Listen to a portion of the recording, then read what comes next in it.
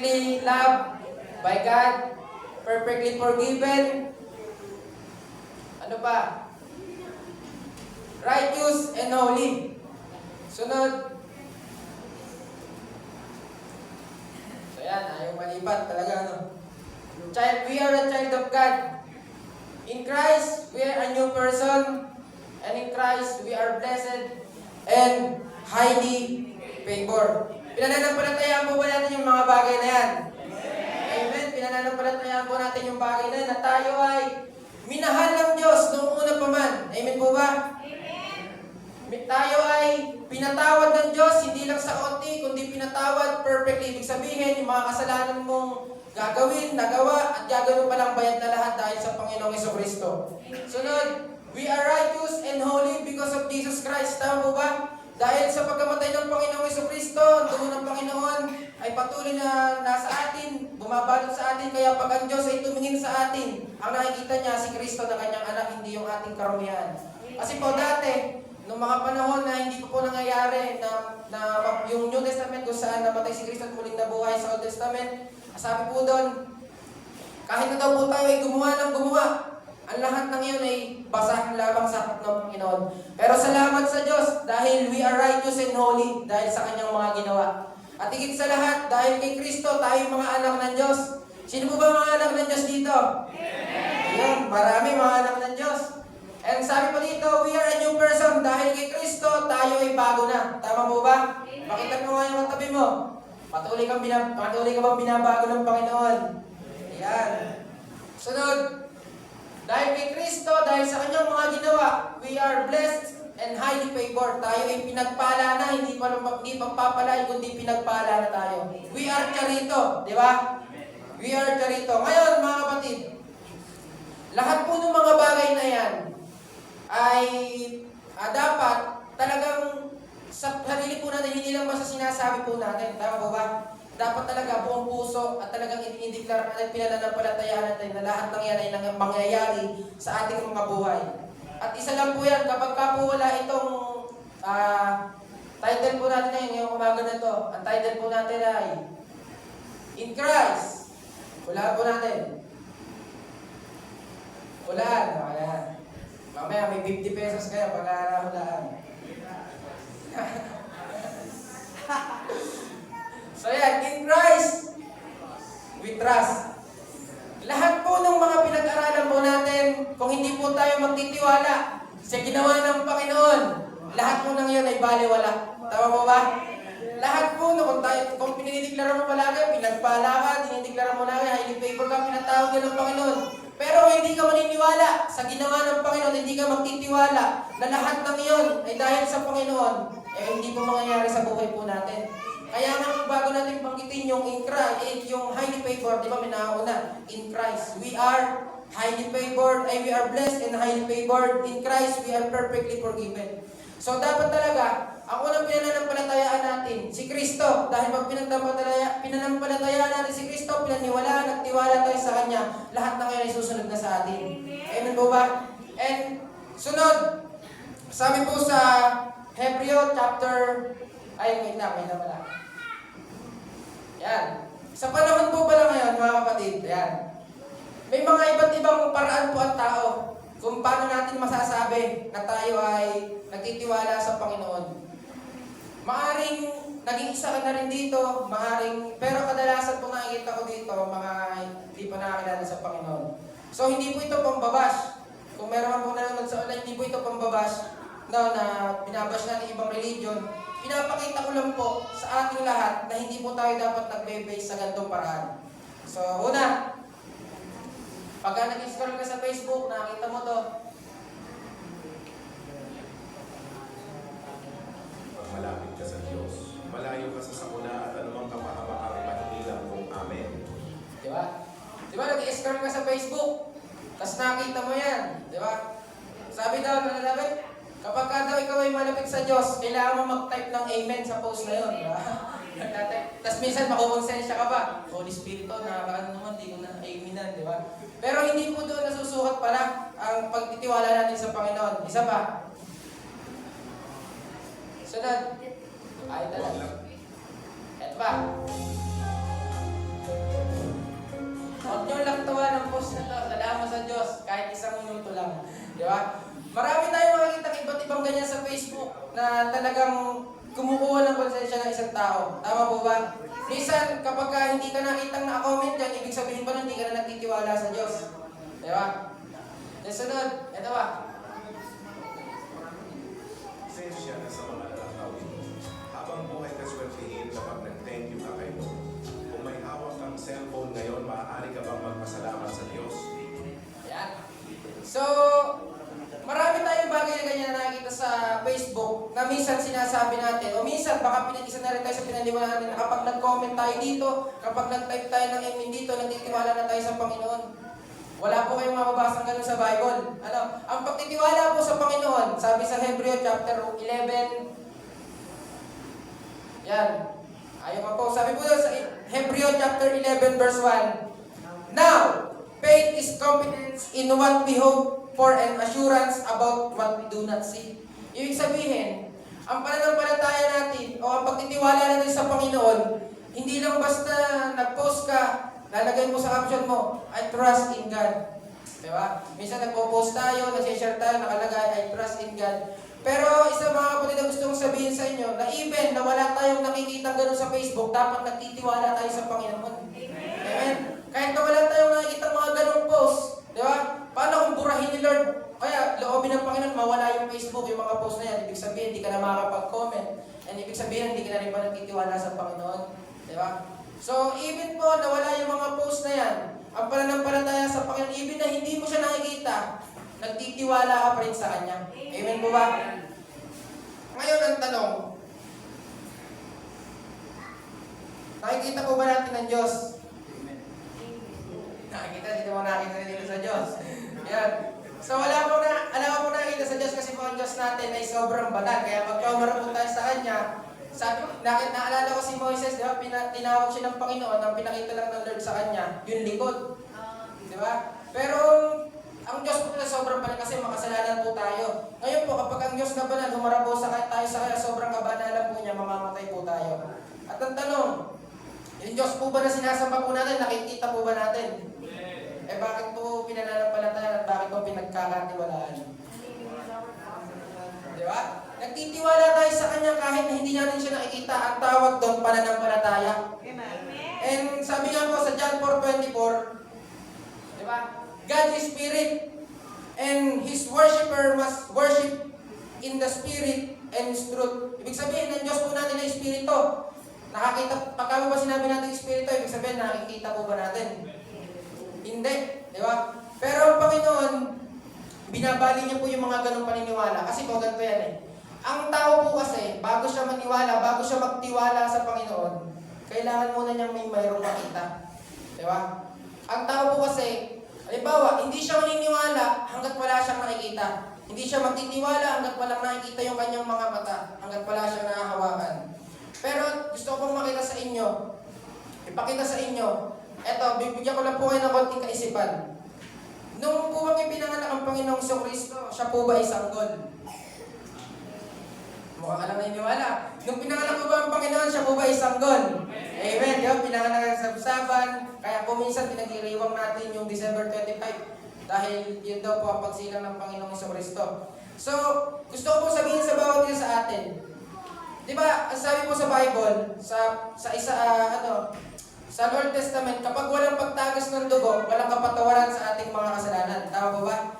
Kapag walang kaya nga po dati ang mga Israelita na kailangan nilang magpugot ng ulo ng kambing, ng tupa, kailangan may patagasin dugo para sa kanilang mga kasalanan.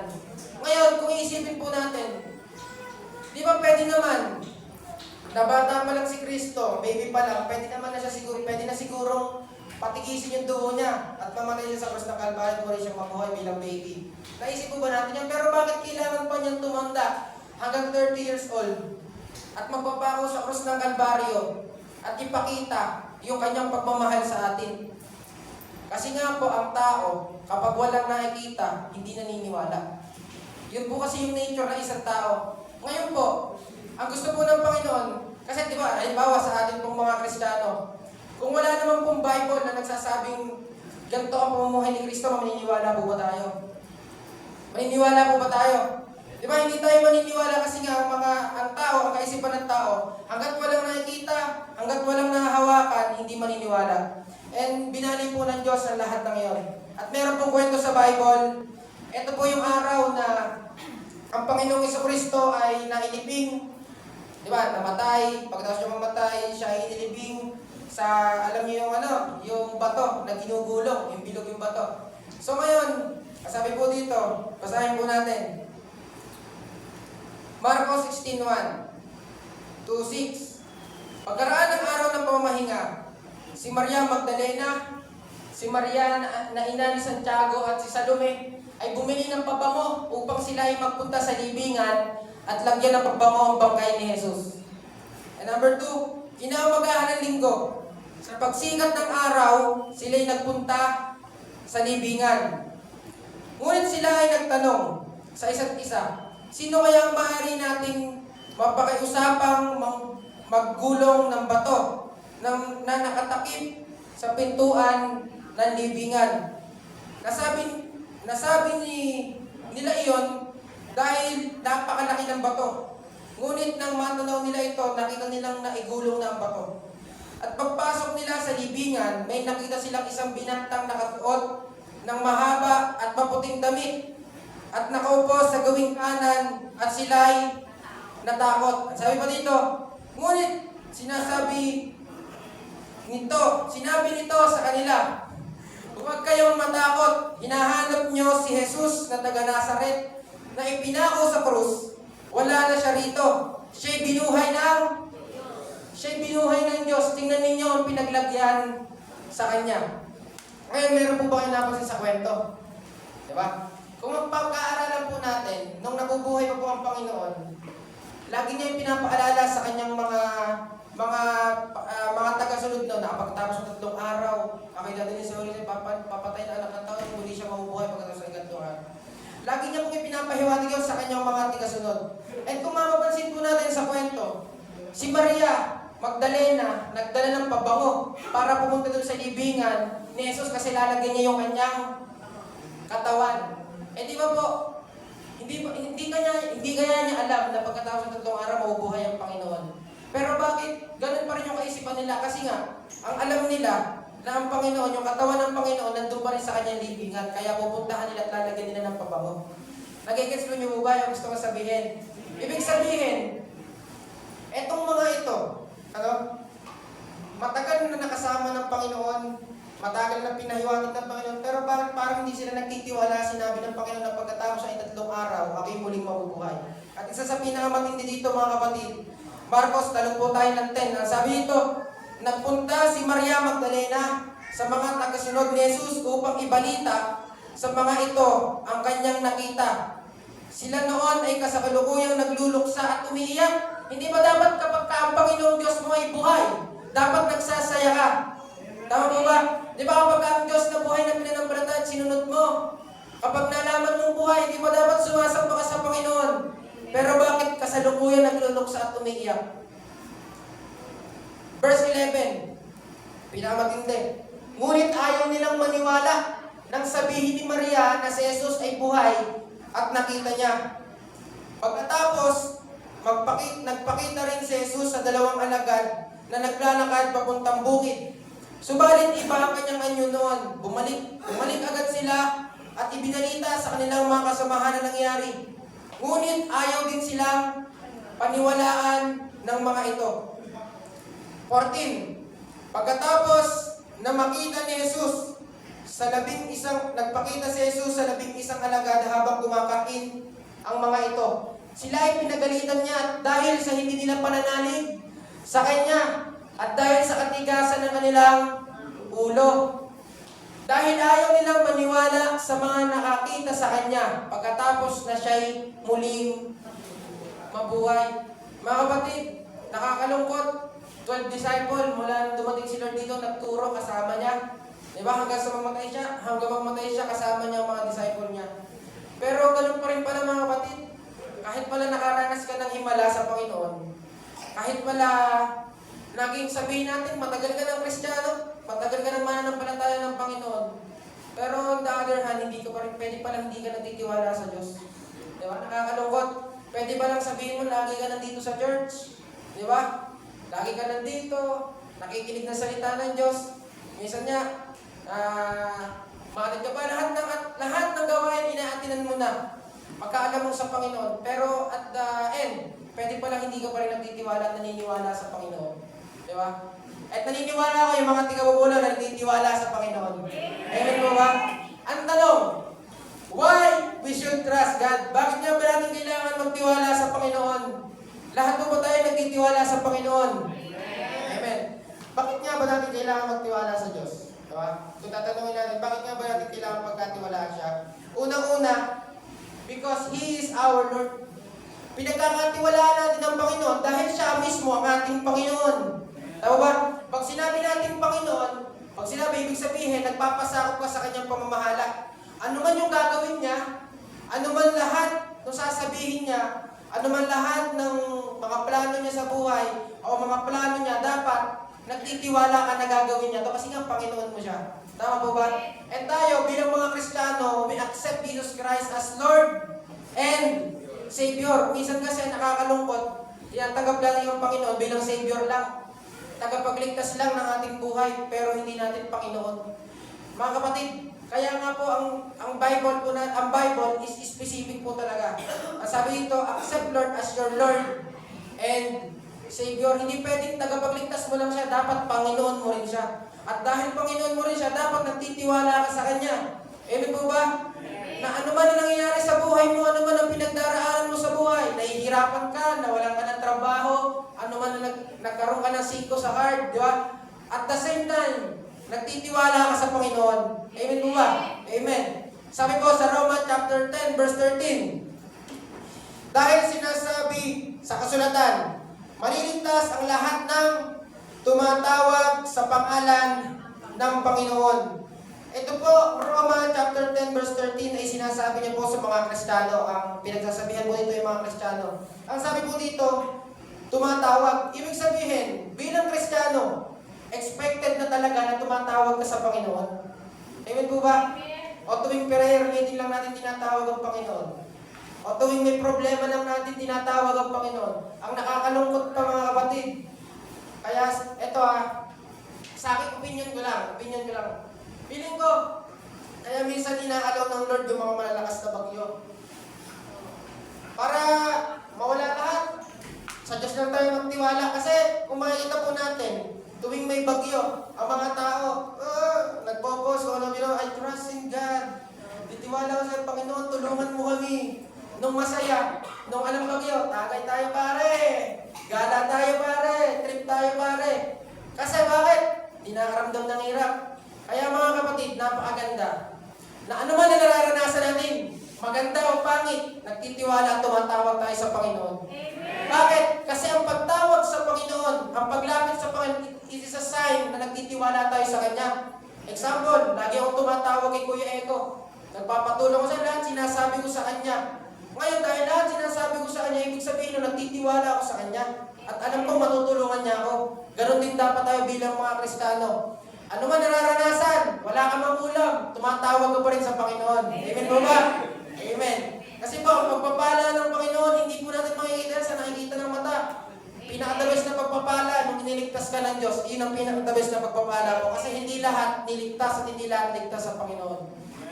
And sabi po, sa Roma 10:11, sapagkat sinabi sa kasulatan, ang sino mang sumampalataya sa Kanya ay hindi mabibigo. Ang tanong mga kapatid, gusto lang itanong sa inyo, kailan ka binigo ng Panginoon? Kailan ka pinabayaan ng Panginoon? Kailan ka binigo ng Panginoon sa mga pinagdaraanan mo sa buhay? And eto ang sabi pa dito, sa verse 2, at ang pangakong ito ay para sa lahat, dahil walang pagkakaiba ang Hudyo sa hindi Hudyo, o yung tinatawag natin tayo, mga hintil. Ang Panginoon ay Panginoon ng lahat at pinagpapala niya ng diba? Alam pa lang, malaking makasagot diba?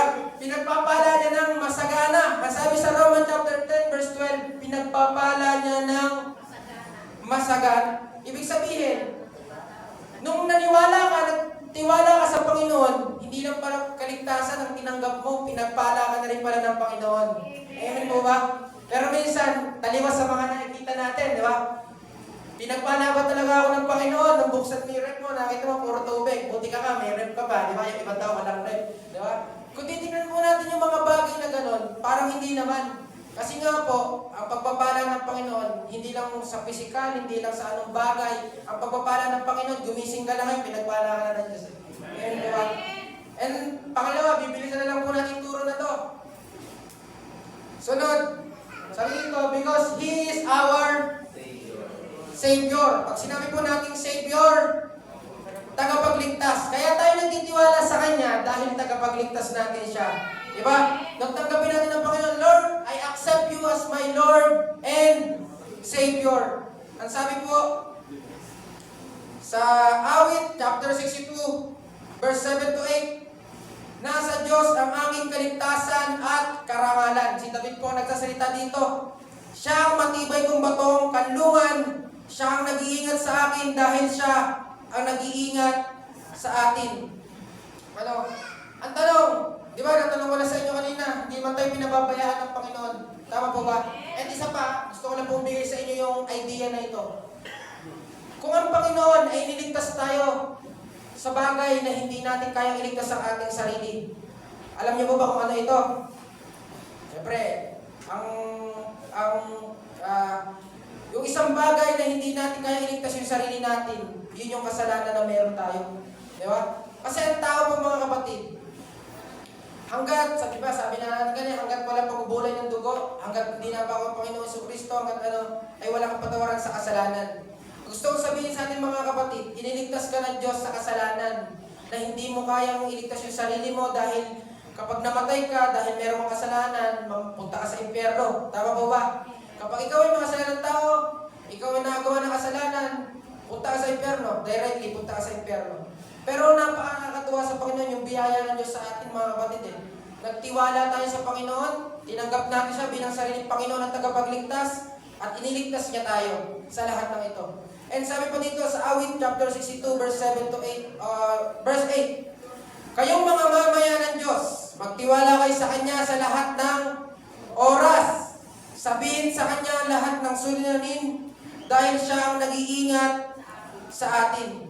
So, yung word na sabihin nyo lahat, sabihin sa Kanya lahat ng inyong suliranin. Naranasan po ba natin magkaroon ng kaibigan? Naranasan natin magkaroon ng kaibigan.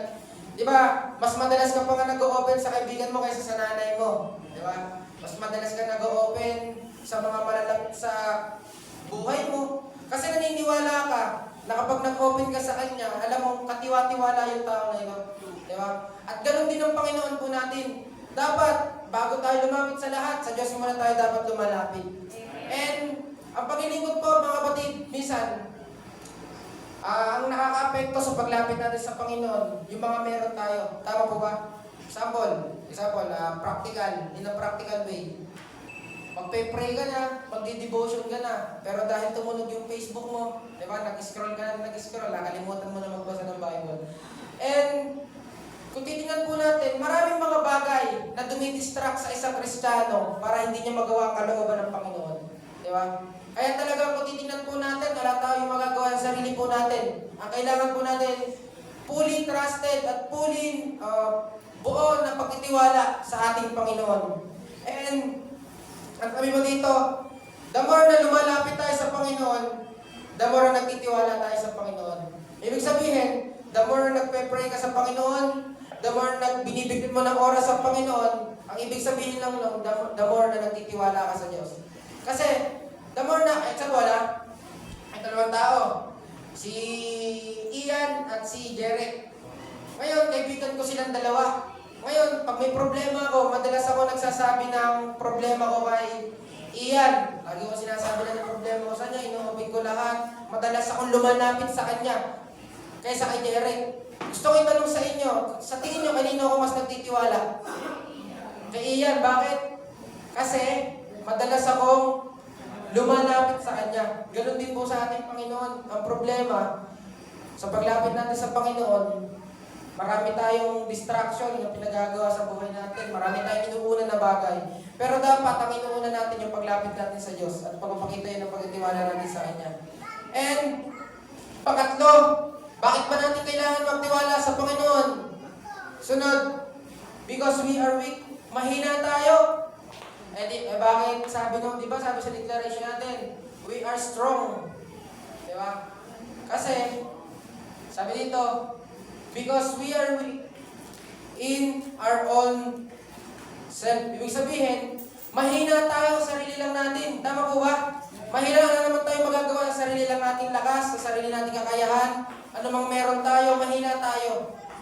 Tulad nga ni David. Diba? Kung makikita natin si David, kung babasahin natin yung kwento ni David sa Bible, si David napakaliit lang eh. Diba? Si David siguro mga ganito lang kaliit. Tapos si Goliath, napakalaki. Kung titingnan po natin sa mata ng tao, kung titingnan natin sa sarili nating mata, sino mas malakas?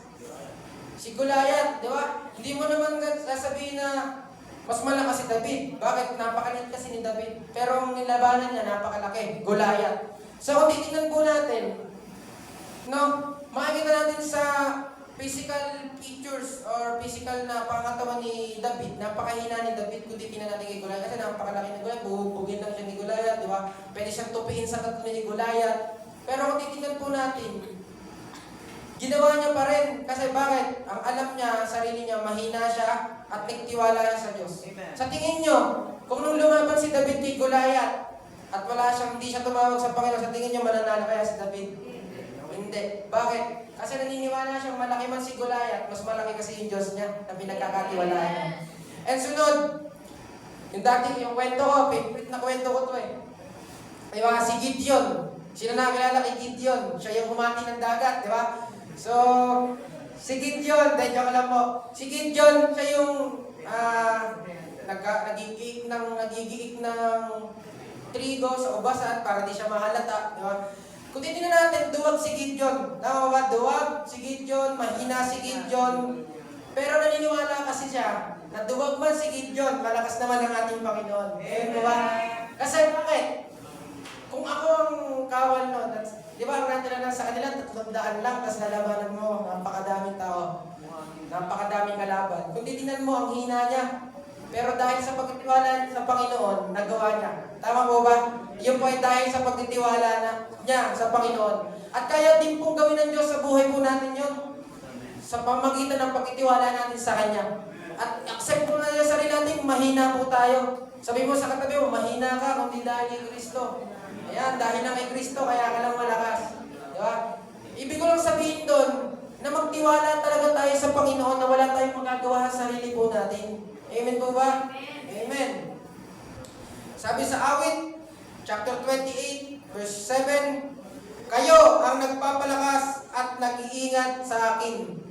Nagtitiwala ko sa inyo ng buong puso. Si David po na salita dito, sinasabi po niyo sa Panginoon, tinutulungan niyo ako, kaya nagagalak ako at umaawit ng pasasalamat. Kaya naniniwala ko na yung mga taong iniingatan ng Panginoon, grabing sumamba sa Diyos. Di ba? Kaya yung mga tao na naniniwala ko, yung mga tao na iniingatan, ginasamahan ng Diyos, at alam niya sarili niya kasama ang Diyos, kasama niya ang Diyos sa araw-araw niyang buhay. Naniniwala ako, grabe siya sumamba. And sabi niya dito, nagtitiwala ako sa inyo ng buong puso. Minsan kasi nagtitiwala tayo sa Diyos, buong puso, di ba? So, magkaibang buong puso sa buong puso, di ba? So, minsan sila namin, Lord, I trust in you. Panginoon, nagtitiwala ako. Di ba? Nawalan ka lang ng asin. Panginoon, bakit mo kami pinabayaan? Di ba? Nawalan ka lang, nagkulang ka lang, Panginoon, bakit mo kami pinabayaan? Di ba? Kung titignan po natin, ang Diyos, ano man nangyayari, sabi ko kanina, kailangan natin nagtitiwala lang tayo sa Diyos. Amen?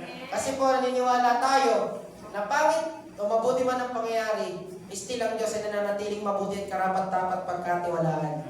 Amen po? And, minsan sa buhay natin, may mga abilidad tayo, meron tayong mga kakayahan, meron tayong sariling lakas. Tama ba ba? Meron tayong sariling lakas bilang tao. Ngayon, minsan, sabi dito, sometimes, God remove our ability that we trust more than Him. Minsan inaalis ng Diyos yung mga bagay na abilidad natin, kakayahan natin, inaalis ng Diyos yung kanyang mga bagay na masigit natin pinagkakatiwalaan kaysa sa Kanya. No? And sabi, meron po kwento sa Bible, kung nakikilala nyo to, siya po yung nagsabi ng ganito, mula sa malakas, matamis ay lumabas. Sino? Samson, di ba? Kita-kita talaga yung mga nagbabasa ng Bible, di ba? Di ba? Sabi niya, pinag-anuhan niya sa mga Palestina, di ba? Sabi niya, mula sa malakas, matamis ay lumabas. Si Samson, di ba? Kung makikita natin si Samson, napakalakas niyang tao. Ang tawag nga sa kanya, hukom. Hukom siya ng mga Israelita do.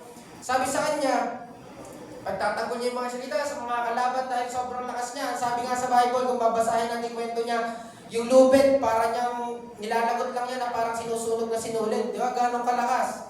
Di ba? At sabi mo dito, at noong mga panahon na si Samson ay nabubuhay, nagkamali lang yan ng isang beses. Di ba? Napaibig siya kay Delilah. Yeah. Pinakamahirap talaga pag umiibig. Di ba? Pinakamahirap. So, umibig kay Delilah. Pagka talagang pag-ibig ako sa buhay ang mga tiga po, di ba? Pinakamahirap po talaga malaman pag-ibig. Tama po ba? Di ba? So, dati nga, nung araw, uso yung tanan-tanan. Di ba? Tanan-tanan, di ba? Di ano naman, tatanan. So, dahil nagagawa nila dahil sa pag-ibig. Kaya, kung titingnan po natin, sabi nila, mga kalalakihan, ang pinakakahinaan daw ng mga lalaki, babae, totoo ba yun?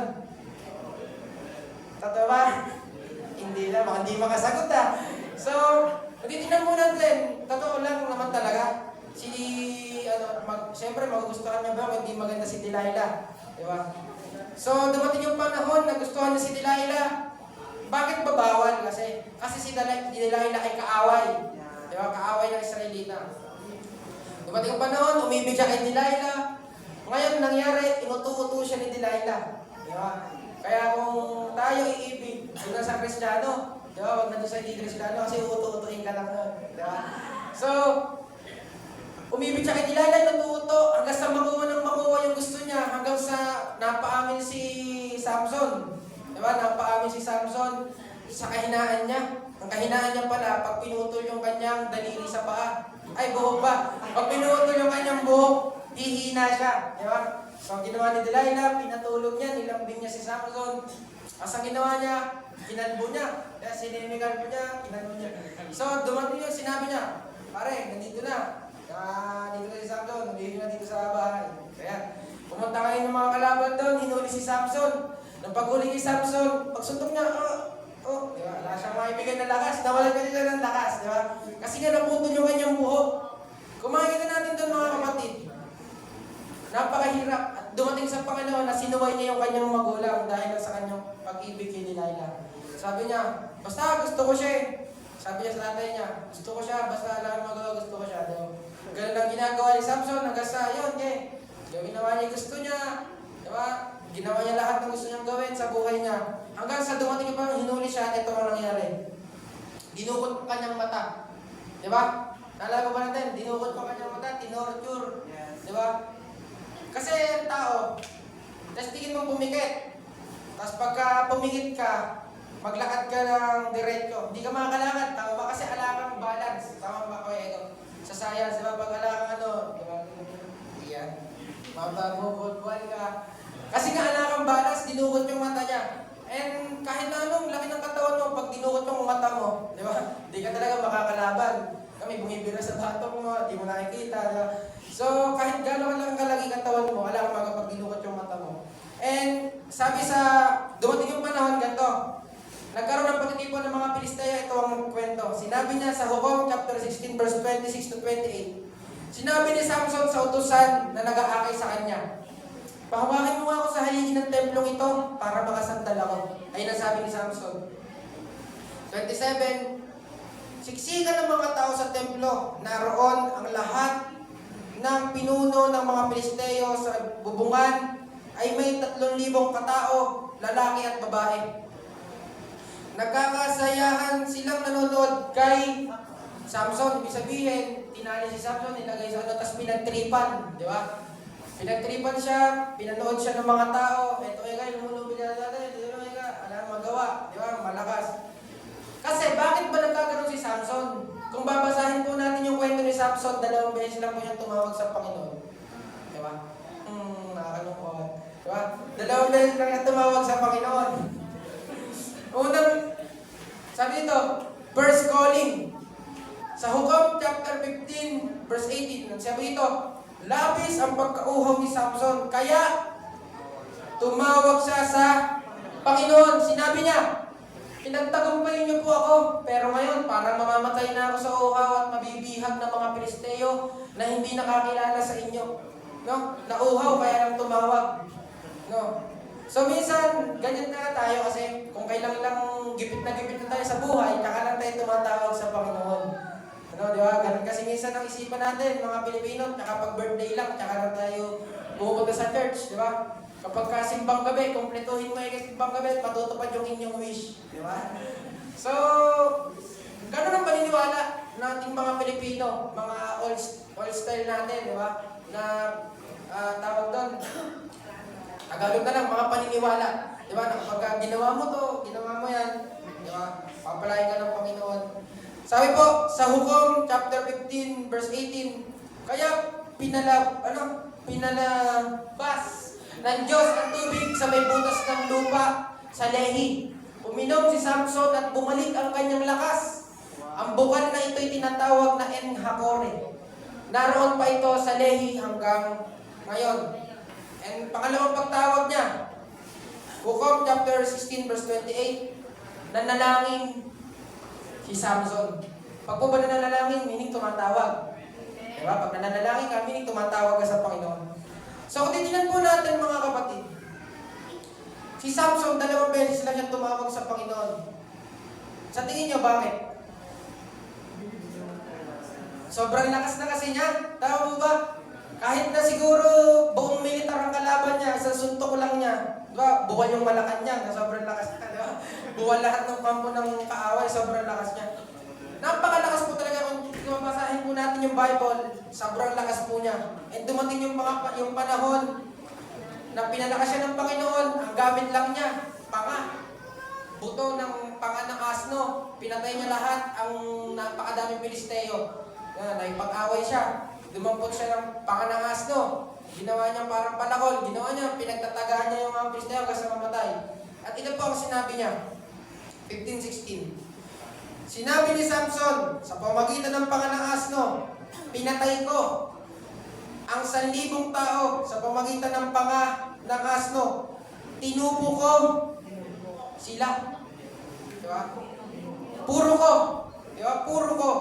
Diba? Kaya yung mga tao dyan, yung mga mag-ingat-ingat po tayo kapag kayo katabi mo, gano'n na. Eh, delikado na yan.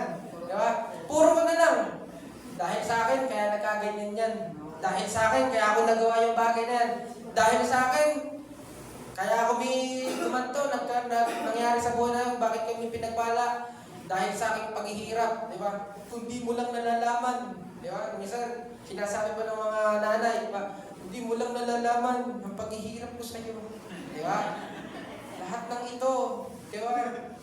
Di ba? Ganun minsan eh.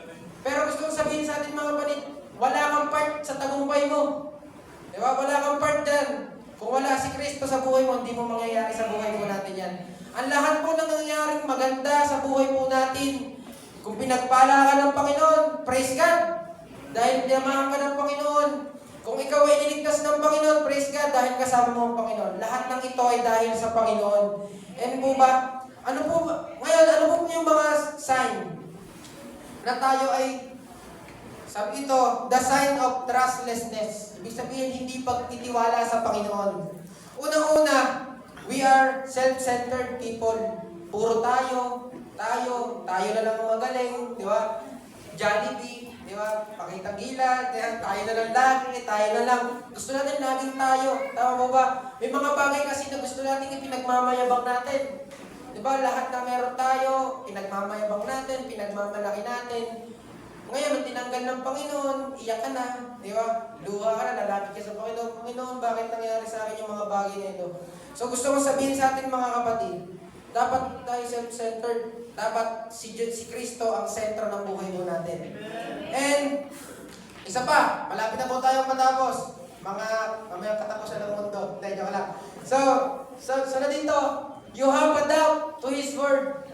Diba? Kapag ikaw ay hindi na nagtitiwala, nagdududa ka na ng salita ng Diyos, ibig sabihin, nagdududa ka na rin sa Diyos. Kasi kung sa salita, nagduda ka, lalo pa doon sa nagsalita. Diba? Kung hindi ka naniniwala, diba? Nawawala yung trust mo sa Panginoon. Ibig sabihin, hindi ka rin nagtitiwala sa Panginoon. Ang sabi dito, Hebreo 11:6, hindi makapagbibigay lugod sa Diyos ang taong walang pananampalataya. Dahil ang sino mang lumalapit sa Kanya ay dapat maniwalang may Diyos at nagbibigay siya ng gantimpala sa mga taong humahanap sa Kanya. So, sa Panginoon, di ba minsan, naririnig natin, pinagpaalala tayo ng Panginoon, pinatawad na tayo ng Panginoon, we are righteous and holy, we are highly favored dahil sa Panginoon. Diba? Minsan nakiki-amen na lang tayo. Diba? We are highly favored, mga kapatid. Amen. Diba? Nakiki-amen na lang tayo. Joke lang. So, ibig sabihin ng mga kapatid nun, kung bakit tayo nag-amen, ang ibig sabihin kasi ng amen from the word amen. Tama ba? Amen na ibig sabihin, ikaw ay sumasang-ayon o ikaw ay naniniwala at nagtitiwala doon sa sinabi. So kung sinabi ng Diyos, pinagpala ka na. Diba? Kung sinabi ng Diyos na ikaw ay charito, ay highly favored, ikaw ay talagang gano'n na kasi sinabi ng Diyos.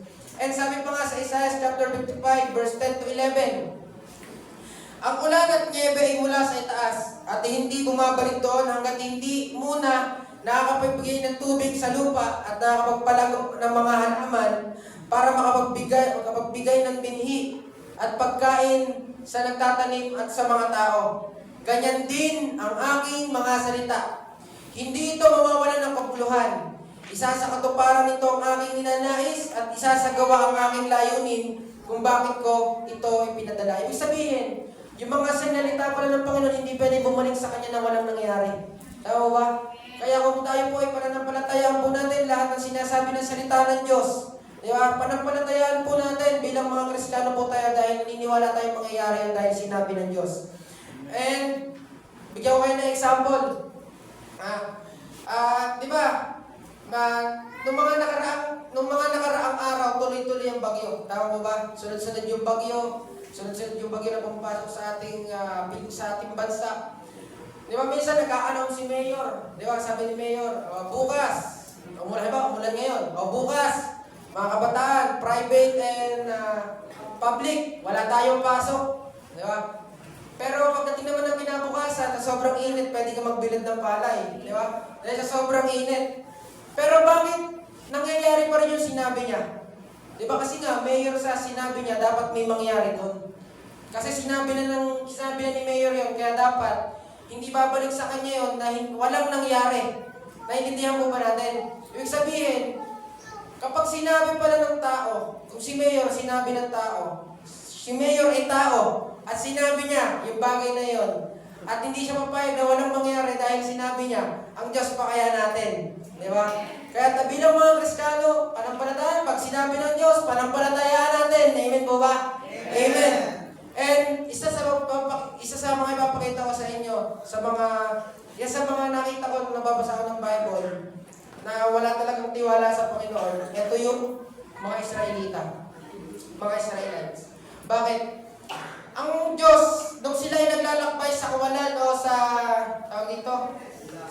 wilderness, di ba? Ang sinasamahan sila ng Diyos, kapag gabi, merong apoy. Kapag ka naman tanghali, merong ulap. At sabi doon, hindi daw naupod yung kanilang mga kinilas, di ba? Sa paglalakad nila. And kung makikita po natin itong mga kapatid, physically, nakikita nila yung pag-iingat ng Panginoon. Physically, nakikita nila na talagang sinasamahan sila ng Diyos at pinakausap sila ng Diyos. Pero bakit ganun na nangyayari? Nung dumating yung panahon, na gumawa pa rin sila ng Diyos-Diyosan at sinamba nila yon. Ang sabi nila, ewan ko na ba kay Moses? Ayan, pinabayaan na tayo. Oy, Aaron, gawa mo kami ng Diyos na mangunguna sa atin. Di ba? At ginawa nila, gumawa sila ng gintong baka. Sinamba nila yung gintong baka. Pinuri nila yung gintong baka. Nagsayaw, nag-inuman sila. Pinuri nila yung gintong baka. Kung makikita natin dito, hindi naman ang problema kasi dito sa kwento na ito, hindi naman yung merong Diyos eh. Ang problema dito, yung pagtitiwala nila sa Diyos. Bakit? Kasi ang purpose sa kanila ng Panginoon kung bakit sila nilabas ng Diyos sa Ehipto, dahil ang Diyos ay merong pangako sa kanila. Amen. Ano yung pangako? Yung promised land, di ba? Pangako from the word promised land. Di ba? Pangako, o yung tinatawag na nilulumpaw, sabi doon, nagpo-flow daw ang honey, sobrang sagana ng lugar. Ganon, ang ganda ng plano sa kanila ng Diyos. Pero dahil sa katigasan ng ulo nila, yung 40 days na dapat nalalakbay nila, naging 40 years. Di ba? Ngayon, kung makikita natin doon, hindi naman ang problema doon, kasi alam naman nilang may Diyos. Tama po ba? Naniniwala silang may Diyos. Ang problema doon, hindi na pagtitiwala sa Diyos. Puro sila reklamo. Ang sabi dito, sa Exodus chapter 14, verse 11, sinabi nila kay Moises, bakit dito mo pa kami dinala ng disyerto para mamatay? Wala pang libingan doon sa Ehipto. Bakit mo pa kami pinalabas sa Ehipto? Hindi ba sinabi namin sa iyo sa Ehipto na pabayaan mo na lang kaming magpaalipin sa mga Ehipsyo.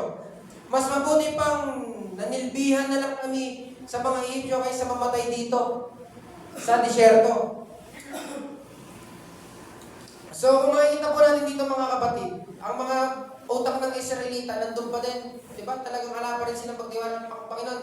Pinadalan sila ng Diyos ng pugo, ng maraming pugo para may makain sila. Pinadalan sila ng Diyos ng skyflakes na nagagaling sa langit. Diba? Bumaba sa lupa, kaya from the sky, naging skyflakes. Diba? Pinadalan sila ng Diyos ng mga bagay na pangangailangan nila. Tama po ba? Pinadalan sila ng Diyos ng mga bagay na pangangailangan nila. Pero bagamat ganun, wala pa rin talaga silang tiwala sa Diyos. Diba? Kung makikita natin ito, sinamahan na sila ng Diyos. Diba? Pinatunayan yung Diyos sa kanilang himala, hinati yung dagat. Siguro kung tayo yun, alam natin sinasamahan tayo ng Diyos. Sa tingin nyo mga kapatid, magtitiwala ba tayo sa Panginoon? Magtitiwala tayo kasi nakapagtataka kasi nagtataka lang kasi basically nararanasan nilang Diyos, kasama nilang Diyos. Pero still, hindi sila nagtitiwala sa Diyos. Diba? Tayo bang mga Kristiyano? Tanongin mo yung katabi mo, nagtitiwala ako ba sa Diyos? Baka nagtataka na yan kung mayroong Diyos. Diba? So, even though na nakikita, nagtitiwala tayo sa Panginoon. Amen po ba?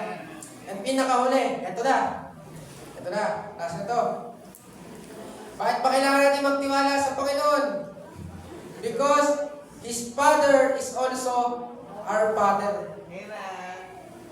Nagtitiwala tayo sa Panginoong Jesucristo dahil yung kanyang tatay ay tatay din natin. Amen po ba? Kung ang tatay ay hindi nagpabaya kay Kristo, tayo ba kayang mga anak niya ang kanyang pabayaan? Gusto ko lang itanong sa iyo mga kapatid, kanino mo magtitiwala? Sa tatay mo o sa tatay ng kalaro mo? Tatay mo, di ba? Diba? Pero pag binigyan ka ng 5, doon ka na magtitiwala, di ba? Binigyan ka ng pera, doon ka na magtitiwala. So, pagtitiwala natin mga kapatid, sa Panginoon, hindi ito nasusukat ng mga blessing na nangyayari sa buhay natin. Di ba? Hindi ito nasusukat ng mga bagay na meron tayo financially. Even hindi mo alangan ng mga bagay na yan, dapat still nagtitiwala ka sa Diyos kasi tatay mo siya. Di ba? Ang sabi sa Galatia chapter 4 verse 6, at dahil mga anak tayo ngayon ng Diyos, isinugo ng Diyos ang Espiritu ng Kanyang anak sa ating puso, kaya makakatawag na tayo sa Kanya ng Ama. Ang anak po ba ay may karapatan tumawag sa Kanya ng Ama? Meron. Kung yung po bang tigalabas, tatawagin kang Ama, parang hindi bagay. Di ba? Parang hindi bagay. Pero dahil anak tayo ng Diyos, at tayo sinasamahan ng Diyos, at dahil tatay natin ng Diyos, dapat nagtitiwala tayo sa Kanya dahil tatay natin siya. Hindi siya nagpapabaya. Sino naniniwala dito ang Diyos ay hindi nagpapabaya? Di ba? Ang Diyos, iniingatan ka niya, binibigyan ka niya ng hininga. Nakaatid ka nga ngayong linggo, ibig sabihin, yung mga nagdarang araw sa'yo, iningatan ka ng Diyos. Di ba? Meron nga pong mga kwento, malapit na sa bahay, nasagasaan pa ng truck. Hulaan niyo kung ano nangyari. Nung nasagasaan ng truck, di ba, papaling ka na sa bahay niya, papaling ka sa bahay nila, tapos nasagasaan pa ng dump truck. Sa tingin nyo anong mangyayari? Di ba? Hindi, na-hospital muna. Di ba? Nung na-hospital, tsaka lang namatay. Yan. Kasi kinulang yata sa pambayan. Hindi, joke lang. Ibig ko lang sabihin, malapit na sa bahay. Namatay pa. Nagulungan pa. Pero ikaw, palakpakan ng Diyos dahil buhay ka pa ngayon. Di ba? Buhay ka pa, malakas ka pa ngayon. Nakikita mo piniti na katabi mo. Tingnan mo yung katabi mo. Iyan. Iyan, di ba? Makikita natin na yung pag-iingat ng Diyos, hindi ay talagang tuloy-tuloy sa ating mga buhay. Amen po ba? Kaya, inaanyayahan ko lahat ng anak ng Diyos. Pwede ba tayo tumayo? Yan. Pwede po ba tayo magpasalamat sa ating Panginoon ngayong umagang ito? Yun. Di ba? Patuloy tayo magpasalamat sa ating Diyos sa buhay. Patuloy tayo manalangin sa ating Panginoon. Hallelujah. Panginoon Diyos na mga pangyarihan sa lahat, maraming salamat po sa lahat ng bagay na ibinigay niyo po sa amin. Salamat po, Amang Diyos, sa pag-iingat. Salamat, Panginoon, dahil binigyan mo kami ng kakayahan, ng pribilehiyo na maging anak mo. Salamat po sa lahat ng ito, Diyos. Salamat sa pag-iingat. Salamat na pinagpala mo kami. Salamat dahil pinatawad mo kami, Panginoon. Hallelujah. Kaya karapat-dapat kang purihin, O Diyos. Karapat-dapat kang sambahin. Karapat-dapat kang sambahin. Karapat-dapat kang dakilain. Panginoon, huwag mo alisin sa aming mga puso ang pagtitiwala sa iyo. Even na ano man nangyayari sa buhay namin. Hallelujah. Ano man ang nakikita ng aming mga mata na parang taliwa sa sinasabi ng iyong salita. Turuan mo pa rin kaming magtiwala sa iyo. Tulungan mo pa rin kami na patuloy na umasa sa iyo. Dahil lahat kami ay sa iyo lamang magtitiwala. Sa iyo lamang kami ang asa, O Diyos. Panginoon, kung nagawa mo ito, noong unang panahon, naniniwala kami na kaya mo rin itong gawin sa aming mga buhay. Salamat, Panginoon. Salamat sa lahat. Hallelujah. Salamat sa buhay. Hallelujah. Dahil karapat-dapat ka. Hallelujah. Purihin ka, Panginoon. Kaya mga kapatid, pwede tayo manalangin sa Diyos ngayong umagang ito. Magpasalamat sa Kanya.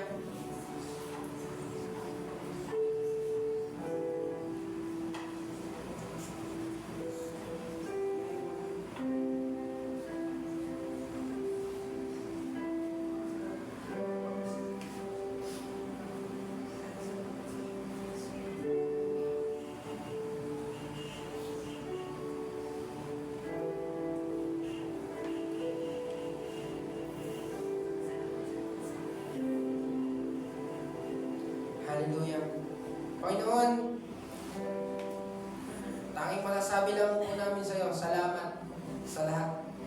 Salamat sa lahat ng ginawa mo para sa amin. Salamat sa mga bagay na gagawin mo pa lamang sa aming mga buhay. Salamat na Lord, salamat. Yung buhay lamang po kami tumihinga, isang bagay na dapat na po namin magpasalamat sa iyo, Diyos. Salamat sa buhay, ligtas ang aming buong pamilya. Pinalalakas mo kami, hindi mo kami binababayaan, hindi nawawalan ng pagkain sa aming lamesa. Kumakain kami ng 3 beses sa isang araw. Hallelujah. Hindi namin naranasang magutom. Sa iyo, Panginoon. Salamat po, Diyos. At sa mga bagay na ito, Diyos, ay ito ang maging makatulong at magtulak sa amin na lalo pang magtiwala sa iyo, Diyos. Na lalo pang mag-depend sa iyo bilang aming Panginoon. Hallelujah, dahil namin po namin mahina kami sa aming mga sarili at sa iyo lamang kami umaasa, Panginoon. Purihin ka, Panginoon. Lord, tuloy na binabalik po namin sa iyo ang pinamataas na mapuri, pagsambat, pasalamat sa pangalan ng Panginoong Hesus.